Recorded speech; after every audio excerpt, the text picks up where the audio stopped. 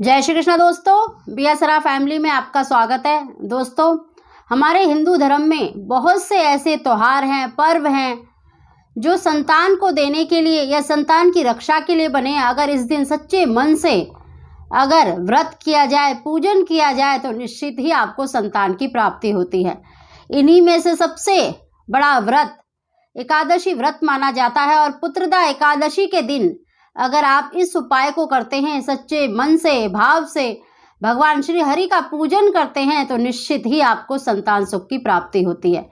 दोस्तों, आज मैं आपको पुत्रदा एकादशी के दिन किया जाने वाला विशेष उपाय बता रही हूँ। अगर आप पूरे भाव से इस उपाय को करते हैं तो निश्चित ही आपको संतान की प्राप्ति, पुत्र की प्राप्ति अवश्य ही होगी। दोस्तों, जिन भी मेरी बहनों को अगर अभी तक कोई संतान नहीं है, उन्हें इस व्रत को अवश्य रखना चाहिए।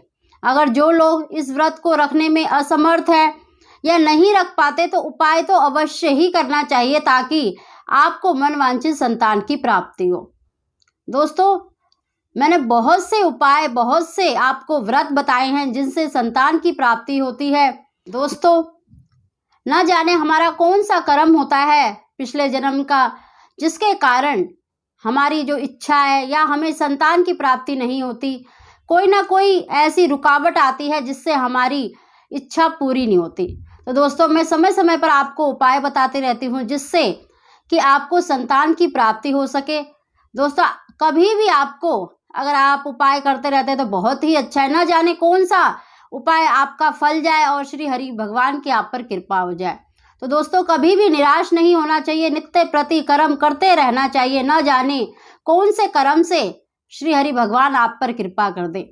तो दोस्तों, आज मैं आपको पुत्रदा एकादशी के दिन किया जाने वाला विशेष उपाय बता रही हूँ। दोस्तों, एकादशी का व्रत सभी व्रतों में श्रेष्ठ माना जाता है और श्री हरि भगवान का प्रिय व्रत है और पुत्रदा एकादशी है तो निश्चित ही आपको संतान की प्राप्ति अवश्य ही होगी। दोस्तों, हो सके तो आप इस दिन व्रत अवश्य रखें। अगर व्रत नहीं रख सकते तो इस उपाय को आप पूरे सच्चे भाव से, पूरे नियम से अवश्य ही करें। दोस्तों, अगर अभी तक आपने मेरा चैनल सब्सक्राइब नहीं किया तो प्लीज़ सब्सक्राइब कर ले, बगल में बेल आइकन को दबा दें जिससे मेरी आने वाली सभी वीडियो का नोटिफिकेशन सबसे पहले आप तक पहुंच सके।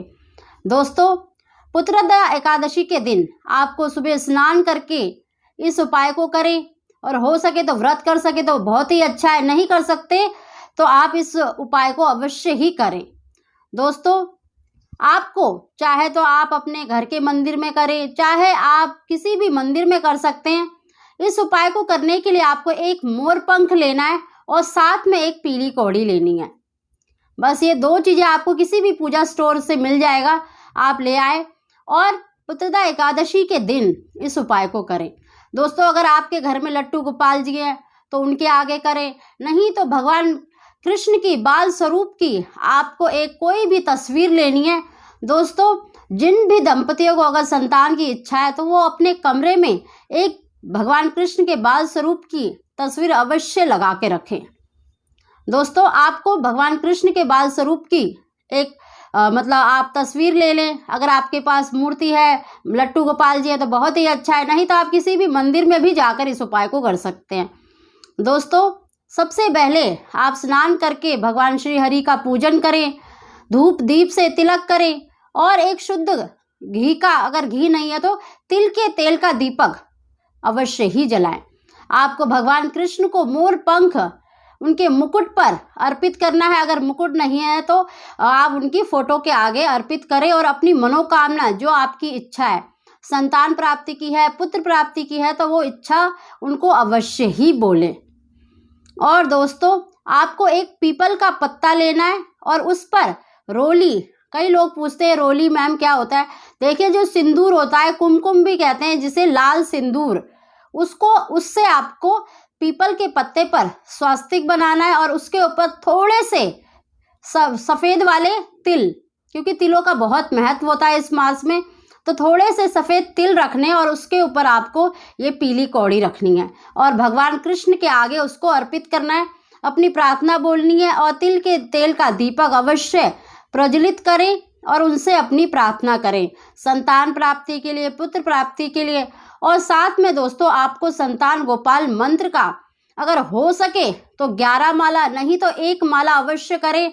या 11 बार करें या 21 बार या 31, 51, मतलब आप अपनी इच्छा अनुसार इसको कर सकते हैं। लेकिन जितना अधिक इस मंत्र का उच्चारण करेंगे, क्योंकि इसका मैंने आपको अर्थ भी बताया था पिछली वीडियो में, अगर अभी तक आपने उसको नहीं देखा तो आप देख सकते हैं, उस वीडियो को भी आप चलाकर सुन सकते हैं।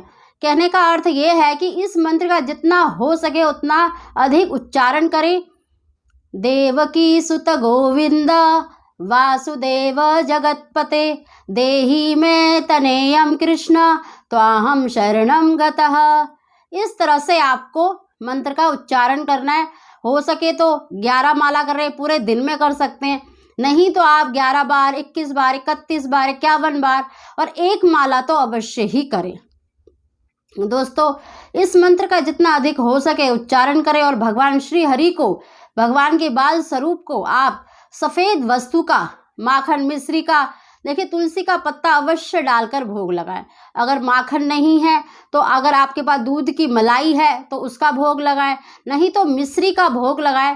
कहने का अर्थ है कि आपको सफ़ेद वस्तु का, उनकी प्रिय वस्तु का भोग उनको अवश्य ही लगाएं। दोस्तों, इस तरह से उनको प्रार्थना करेंगे तो निश्चित ही आपको संतान की प्राप्ति होगी, पुत्र की प्राप्ति होगी। जिन भी मेरी बहनों को अभी तक कोई संतान नहीं है तो वो अवश्य इस व्रत को करें। अगर जो पुत्र की कामना रखते हैं वो भी इस व्रत को अवश्य ही करें और पूरा दिन देखना, भगवान बाल स्वरूप के ध्यान में लगाना, उनका नाम स्मरण करना, ओम क्लीम कृष्णाय नमः, ओम नमो भगवते वासुदेवाय नमः। इस तरह आप किसी भी मंत्र का उच्चारण करते रहें।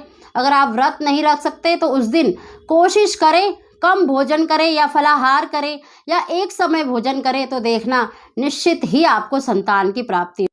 दूसरे दिन दोस्तों, उस पीली कौड़ी को आपको उठा लेना है और अपनी कमर में उसको धारण करना है। लाल या पीले कपड़े में उसे आप बांध सकते हैं दोस्तों, नहीं तो आप गुरु पुष्य योग जिसकी मैंने वीडियो डाली है उस दिन भी मदार की जड़ के साथ इसको बांध सकते हैं। देखना, इस तरह इस उपाय को करेंगे तो निश्चित ही आपको संतान की प्राप्ति होगी, पुत्र की प्राप्ति होगी। दोस्तों, अगर आपको वीडियो पसंद आई है तो प्लीज़ इसको लाइक और शेयर अवश्य करें और किसी एक जने को तो अवश्य ही शेयर करें जिससे औरों को भी लाभ मिल सके। आप सभी को जय श्री कृष्ण।